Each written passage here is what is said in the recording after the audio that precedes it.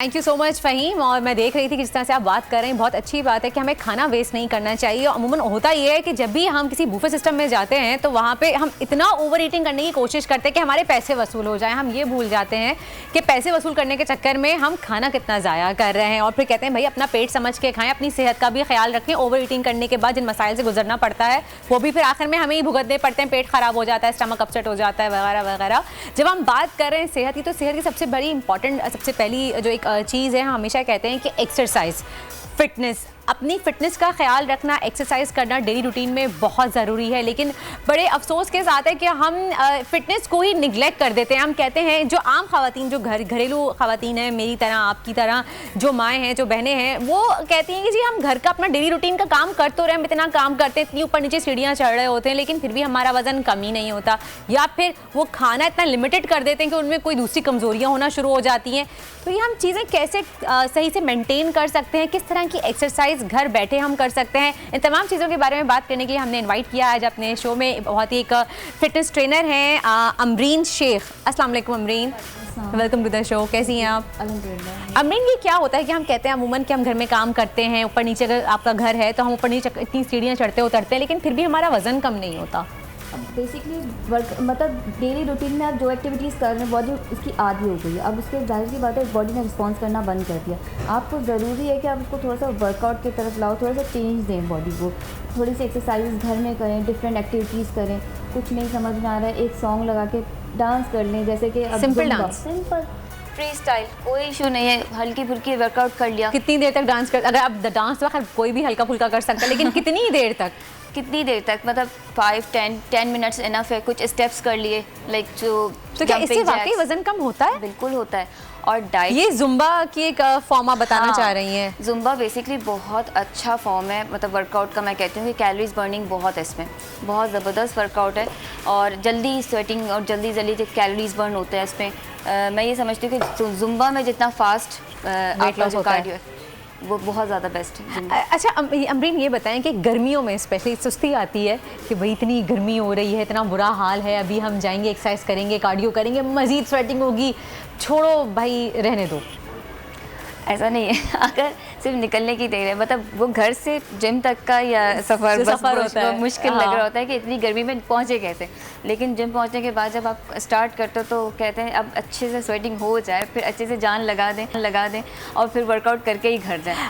मेरे हिसाब से सर्दियों में ज़्यादा मुश्किल होता है ब्लैंकेट से बाहर। हाँ, सर्दियों में भी मसला होता है कि आप ब्लैंकेट से बाहर नहीं निकल पाते, लेकिन सर्दियों में एटलीस्ट ये है कि आपको इतनी स्वेटिंग नहीं होती, लेकिन मुश्किल ये होती है कि आपकी बॉडी नहीं होती है, जल्दी वार्म अप नहीं हो रहा होता है मतलब बॉडी में, तो इस वजह से कि उसमें सुस्ती हो रही होती है। अच्छा, सर्दियों की एक्सरसाइज और गर्मियों की एक्सरसाइज की अलग अलग होती हैं? नहीं, सेम, सब कुछ तो कहते हैं कि आपकी बॉडी आप डबल कर दें अपने, अगर वर्कआउट आप कुछ कर रहे हैं तो, क्योंकि आपकी बॉडी देर से एक्टिव होती है, वार्म अप देर से होती है। ऐसा कुछ नहीं है, बॉडी का वार्म अप टाइम पीरियड वही है जो आप सर्दियों में या गर्मियों में जिस तरह से अपने आप को किस टेम्परेचर में लेके जा रहे हो, किस तरह के एनवायरनमेंट में रखा है, इस तरह से उस अच्छा अमरीन, मुझे बताएं, घर बैठे जैसे मैं हूँ या मेरी और बहनें हैं, वो अपना वेट लॉस करना चाहती हैं या वेट मेंटेन रखना चाह रही हैं, तो ऐसे कौन सी इजी स्टेप्स हैं जो फॉलो कर सकती हैं डेली बेसिस की रूटीन पे और अपना वज़न कम कर सकती हैं? बहुत सारे स्टेप्स हैं इजी, और उनको हम मॉडिफाई भी कर देते हैं, जैसे जंपिंग जैक्स सबसे बेसिक स्टेप है। अब जंपिंग जैक भी बहुत ज़्यादा, जो ओबीज हैं, बहुत ज़्यादा वेट है जिनका, आप फिटनेस अपनी ट्रेनिंग के सूट में नहीं है, वरना मैं आपसे कहती कि आप करके दिखाएं। बिल्कुल करके दिखाएंगे नेक्स्ट टाइम इंशाल्लाह।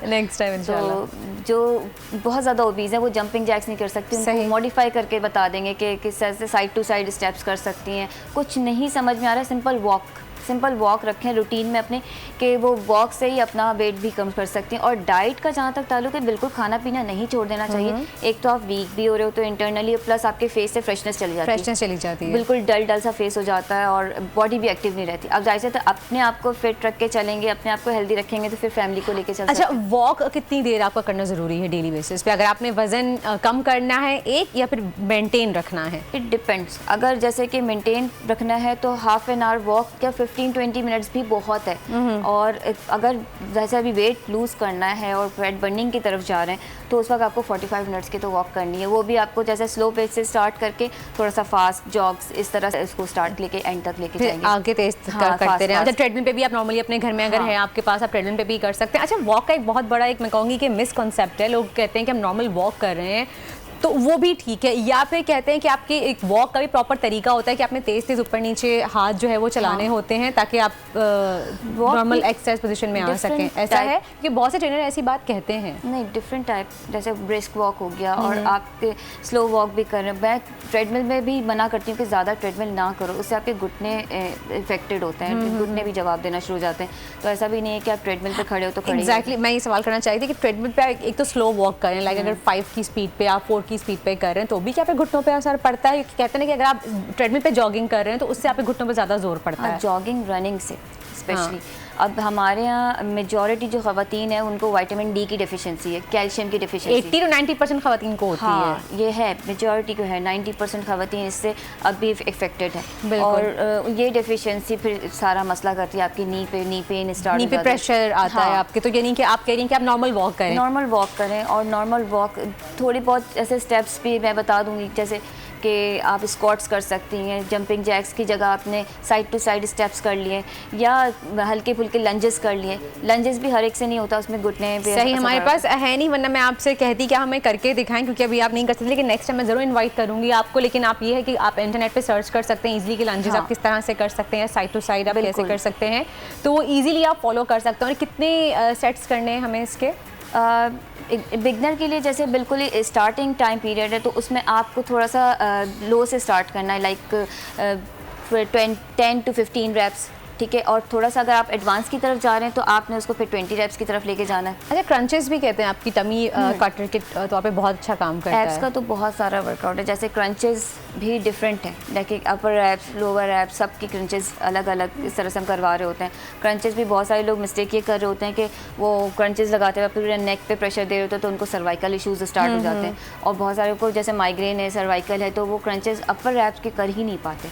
तो उनके लिए फिर हम डिफरेंट वेरिएशंस देते हैं कि आप इसकी जगह ये कर लें, अल्टरनेटिव एक्सरसाइजेस। टमी की भी बहुत सारी एक्सरसाइजेज, बहुत सारी वेरिएशन। मेन फैट ही आपका स्टोर होता है अराउंड द टमी, एक आपका पेट ही सबसे ज़्यादा निकला हुआ होता है। टमी का मसला ये कि स्टबन फैट है, टमी का जो फैट है वो स्टबन फैट है। हमारा पूरे ओवरऑल बॉडी चला जाता है फैट, लेकिन वो पार्ट जो है वो ऐसे कहते हैं ज़िद्दी, बहुत ये बहुत मुश्किल है। आपका एक लोअर बॉडी पार्ट जो आप कहते हैं ना कि आपका एक अगर पेयर शेप बॉडी है आपकी, तो लोअर बॉडी पार्ट जो आपका है वो सबसे मुश्किल, टफ होता है। मतलब जान लगा देनी पड़ती है कि आप उसको कितनी मेहनत कर रहे हो उसके पीछे जाके, फिर जाके वो जाके थोड़ा कम होना शुरू कर। और सबसे ज़्यादा फैट जमा भी वही होता है। रीज़न क्या है इसका? बहुत जल्दी स्टोर इसलिए हो जाता है कि ये पार्ट हमारा मतलब बैठने का भी काम ज़्यादा है, जिसका बहुत ज़्यादा बैठ रहे हैं या एक्टिविटीज़ कम है, उनका भी पेट फ़ौरन बाहर आ जाता है। अब जिनके मैं पूरा प्रॉपर एब्स वगैरह सब बने हुए, वो भी अगर 2-3 दिन खा लें ज़्यादा तो भी उनका पेट बाहर आ जाता है। जिनके एब्स बने हुए होते हैं वो लोग भी थोड़ा सा ब्लॉट होना शुरू हो जाता है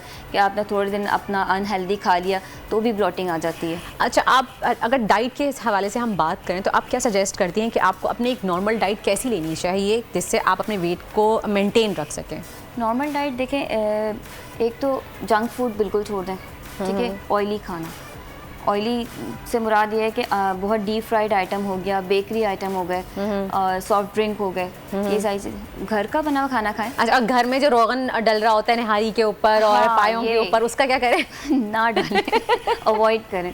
क्योंकि कहते हैं बाज़ घरों में तो मैंने ऐसे देखा है अमरीन कि तरी जब तक एक पोरवे तक नहीं होती वो कहते हैं कि खाने में मज़ा ही नहीं आता। खाना मतलब मज़े का नहीं बना, या सालन अच्छा नहीं बना, या आपके कोरमे में जायका नहीं, कोरमे में तेल नहीं तैर रहा, तो ये मतलब सालन आपको मतलब चिकन जो है वो तेल में तैरता हुआ नजर आ रहा है। स्विमिंग करनी होती है अक्सर चिकन को, तो वो ऐसा कुछ नहीं है। आप थोड़े से भी ऑयल में बेहतरीन खाना बनता है। और घर अच्छा, अगर भगाड़ लगा हुआ खाना होता है वो भी आप अवॉइड करें। अगर जैसे घर में सपोज सबके लिए घर में खाना बन रहा है तो कोई एक अकेला शख्स या कोई खातून अपने लिए खाना बनाते हुए सीरियसली उनको जो है वो लेजीनेस फील होती है कि अब मैं अकेले अपने लिए अलग से क्या परहेसा खाना बनाऊं, तो जो नॉर्मली खाना घर में बन रहा है क्या उसमें से ही हम अपना खाना साइड पे निकाल सकते हैं? जैसे सपोज अगर आपने कड़ी बनाई है, कड़ी में भगाड़ लगाने से पहले आप कड़ी अलग निकाल लें। ये बिल्कुल बेस्ट आइडिया है कि कड़ी में आपने जब तक बघाड़ नहीं ला रहा है उससे पहले आप अपना खाना अलग कर लें।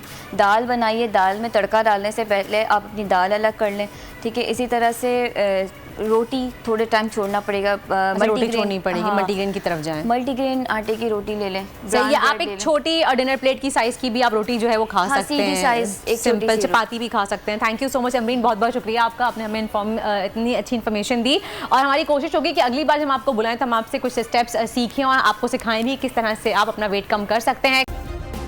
सब्सक्राइब करें और बेल दबाएं ताकि कोई खबर रह न जाए।